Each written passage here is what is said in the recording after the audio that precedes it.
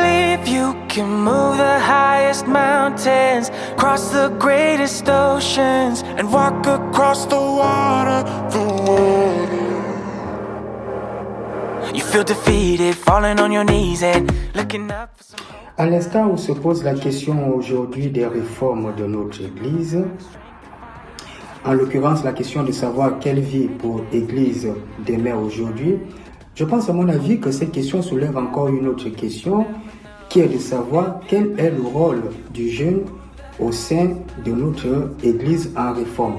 Parce que disons-le, lorsque le jeune arrive pour la première fois au sein de l'Église ou à l'Église, parfois perdu, se demande quel est son rôle, qu'est-ce qu'il peut bien apporter ou qu'est-ce qu'il peut bien faire dans cette Église.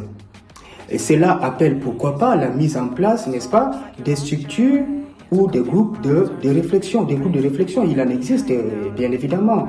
Par exemple, chez nous à Dijon, la paroisse de Dijon, nous avons un groupe appelé étudiants jeunes actifs qui rassemble aussi bien des étudiants que les actifs, c'est-à-dire ceux qui travaillent.